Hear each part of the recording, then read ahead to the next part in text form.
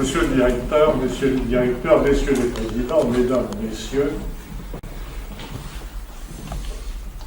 on a dit sur mon compte beaucoup de paroles indulgentes. Je n'y reviendrai pas, car si nous avions déjà en 1927 un cours de littérature auquel nous attachions une importance limitée, il faut bien le dire, il m'en est tout de même resté cette phrase, Saint-Simon, je crois: le refus des éloges procède souvent du désir d'être loué deux fois. Donc je n'insisterai pas. Vous me permettrez aussi d'abord de vous remercier de cette idée que vous avez eue.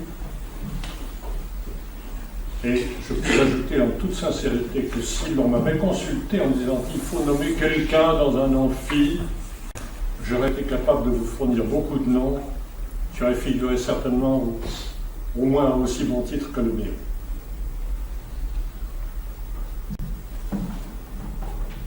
Plaisanter, c'est très bien, cela sert parfois à cacher un peu une émotion. Vous avez évoqué mon grand-père, Angers 1858. Vous avez omis un arrière-grand-oncle, Angers 1842.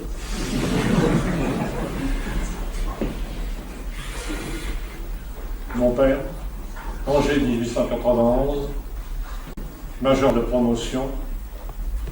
Et j'ajouterai pour faire bonne mesure que j'ai un fils et un petit-fils qui tous deux se préparent à une carrière d'ingénieur. Enfin, il y en a un qui l'a déjà sérieusement engagé et l'autre qui se prépare à une carrière d'ingénieur. Ce qui fait 6 générations à la suite, ce qui est une bonne moyenne, même un peu au-dessus de la moyenne.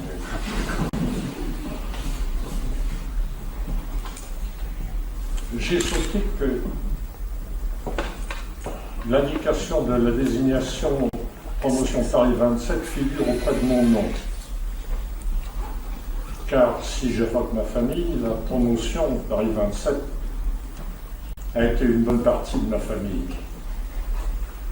Et je voudrais peut-être qu'en rappelant son nom, on veuille bien penser que la sévérité qu'on lui a témoignée il y a soixantaine d'années était peut-être un peu au-delà de ce qu'elle méritait. Le temps est passé, nous avons oublié tout cela. Vous avez rappelé 3 écoles, arts et métiers, la précision. Le Piacoulis, le Palmer, quelquefois le compas d'épaisseur. Subdelec, la mesure. Attention, on mesure par différence. Le cumul quadratique des erreurs aléatoires. Et puis l'école d'artillerie. La dispersion, le délai. La formule l'heure c'est l'heure, avant l'heure c'est pas l'heure. C'est évidemment en temps de paix une bonne occasion pour ramasser 4 jours d'arrêt de rigueur. Et en temps de guerre, c'est parfois aussi sauver beaucoup de choses. Ces écoles dont je salue l'apport qu'elle nous a apporté à nous tous, je dois évidemment associer le souvenir des professeurs. 1924-25, M. Bernot, professeur de mathématiques, M. Laudet, professeur de mathématiques en préparatoire. Ici même, Edmond Bézine, professeur de mathématiques. Ferral, professeur de dessin. Et M. Pouchol, qui opérait dans ce même amphithéâtre. M. Pouchol, qui était un peu difficile à suivre, car il allait très très vite. Et puis alors, Alexis Bille, qui était le patron des ateliers, qu'on appelle l'ingénieur, et qui promenait dans les ateliers cette veste en toile bleue, taillée en redingote, qui était dans la marine nationale le signe du grade des gens qui travaillaient dans la machine et qui avaient de l'huile au bout du nez et dont on n'apercevait pas toujours les galons. Et puis, alors, les professeurs d'atelier, Marteil au modelage, Ouvrard à la fonderie,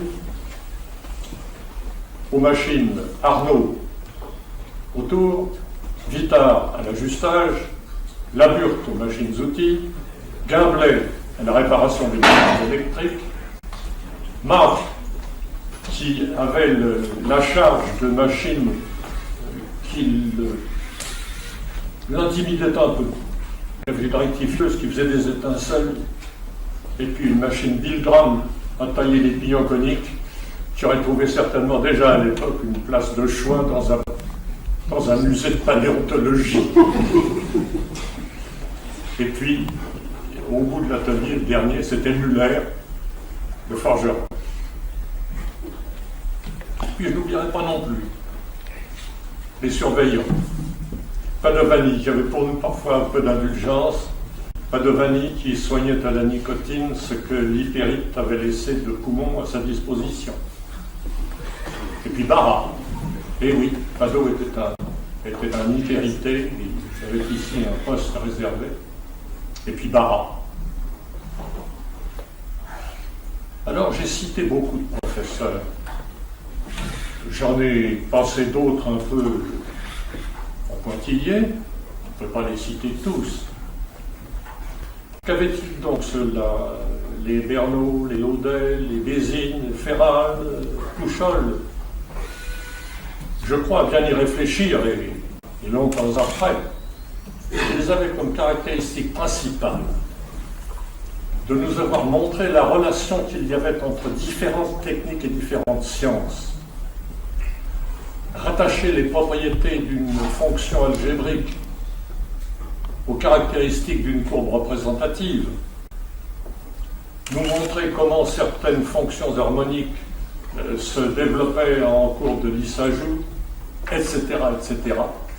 Je crois que cette aptitude à passer d'une technique à l'autre, plutôt que de s'en tenir dans une technique unique et que l'on travaille à fond, je crois que cette aptitude à passer d'une technique à l'autre, pour nous autres ingénieurs, est une chose extrêmement utile.